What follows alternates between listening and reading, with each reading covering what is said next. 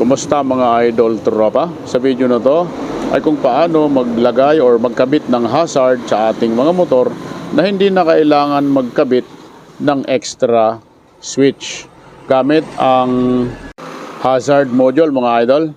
Isa-isahin natin ang pyesa na gagamitin.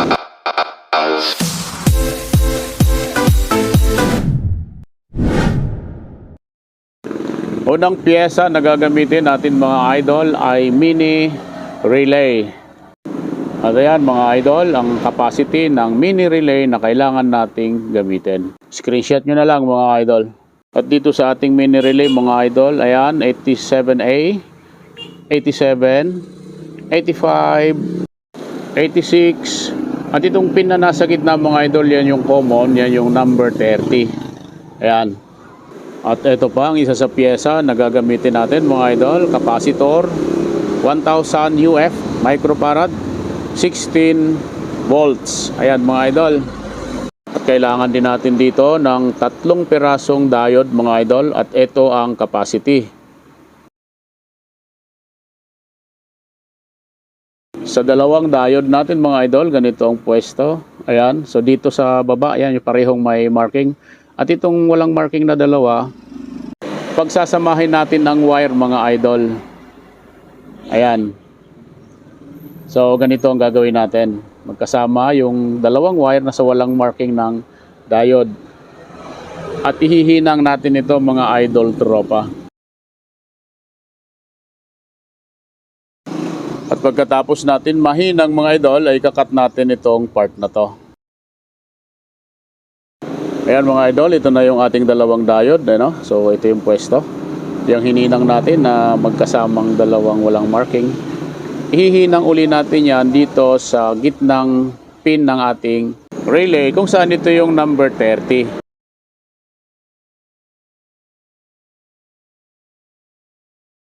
Ayan, at naihinang na natin yung dalawang diode mga idol sa pin number 30 or nasa gitnang pin ng ating mini relay. So ayan, itupi lang natin itong dalawang diode mga idol. At ito yung magiging pwesto. Ayan. At ang natitira nating isang diode mga idol ay dito natin yan ilalagay. Okay, so ito yung magiging pwesto niya. Ayan mga idol, so ihihinang din natin ito rito. Ayan, yung may marking ng diode natin ay ganyan na magiging pwesto. Okay mga idol.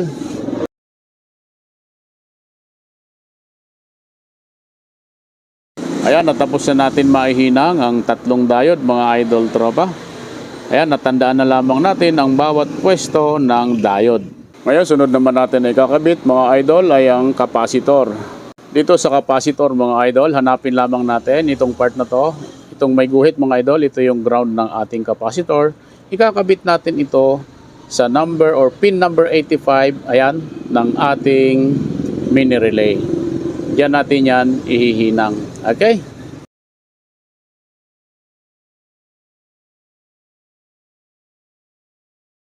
Ayan mga idol tropa, naihinang na natin yung ground wire ng ating capacitor sa pin number 85 ng ating mini relay. So ngayon may natitira pang isang wire ang ating capacitor, kung saan ito naman yung positive wire. At dito naman natin yan ikakabit sa pin number 86 ng ating mini relay.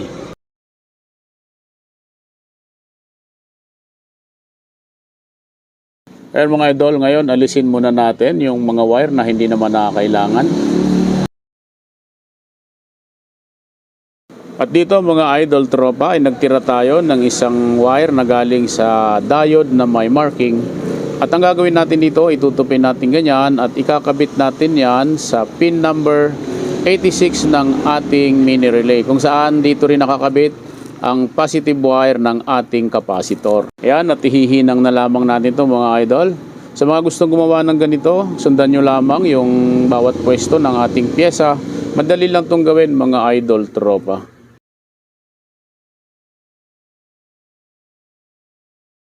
Ayan mga idol tropa, ito na yung ating hazard module.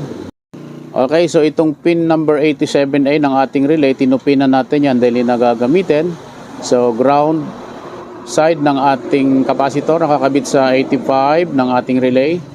Dalawang diode. So tingnan nyo na lamang yung pwesto mga idol. Nakakabit yan sa number 30 ng ating mini relay. And then yung isa pang diode nandito sa dulo nung dalawa. Ayan, tandaan nyo mga pwesto mga idol tropa. And then nakakonect yan sa number 86 ng ating relay, kung saan nandun naman nakakabit ang positive wire ng ating capacitor. Ito sa side na to mga idol, ang natitira ay ang pin number 87.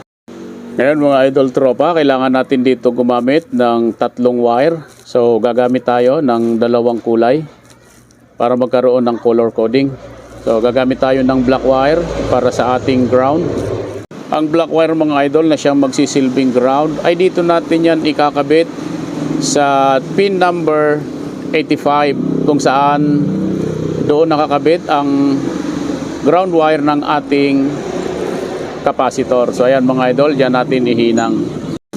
Ito na mga idol, nakakabit na ang ating ground wire. Okay? Ngayon, may dalawang wire pa tayo na natitira mga idol. So ang gagamitin natin dito ay kulay red wire. Ang isang red wire mga idol ay dito natin yan ikakabit sa pin number 87 ng ating mini relay. Ayan mga idol, at naikabit na natin ang isang red wire sa pin number 87. Ayan mga idol, isang wire na lang ang kailangan nating ikabit. So kung saan ito yung red wire mga idol, at dito natin yan ikakabit mismo sa part na to. Ayan mga idol, diyan natin ihihinang. Ayan, ito na ang huling wire na ikakabit natin dito sa ating module mga idol tropa. Ito na mga idol tropa, tapos na ang ating hazard module. So pwede na itong i-install sa ating mga motor. Ayan mga idol, ngayon i-install na natin ang ating hazard module TMX125 Alpha, ang ating paglalagyan. At ito mga idol, kailangan lang natin yung supply ng flasher sa kaliwa at sa kanan. So orange wire yung supply sa flasher sa kaliwa at light blue wire naman para sa kanan. And then yung para naman sa ground, kailangan natin ang solid green wire. Okay? Ayan mga idol, so install na natin. Unahin natin itong isang red wire, kung saan ito yung wire na nakakabit sa diode. At ito ay kakabit natin mga idol sa orange wire, kung saan ito naman yung supply ng flasher sa kaliwa. At ang wire na galing sa ating module mga idol ay ito yung trigger para sa ating hazard.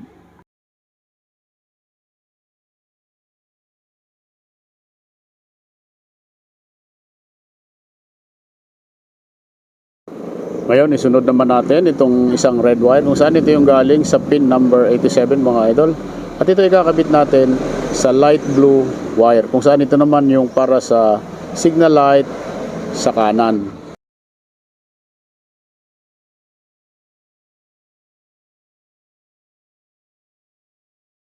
Ngayon, ito na yung huling wire na ikakabit natin mga idol, kung saan ito yung black wire na siyang ground ng ating module. At ikakabit natin ito sa green wire mga idol, solid green wire, kung saan ito naman yung ground wire ng ating motor.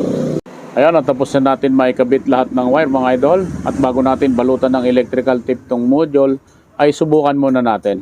Ayan mga idol, ang trigger ng ating hazard ay i-flasher natin sa kaliwa, and then diretso sa kanan. Ayan, hazard mga idol. At kung galing naman tayo sa kanan, flasher sa kanan, diretso sa kaliwa, ayan, hindi po yan magha-hazard. Ayan mga idol tropa, sana may natutunan kayo sa video na ito. Maraming salamat sa panonood mga idol tropa.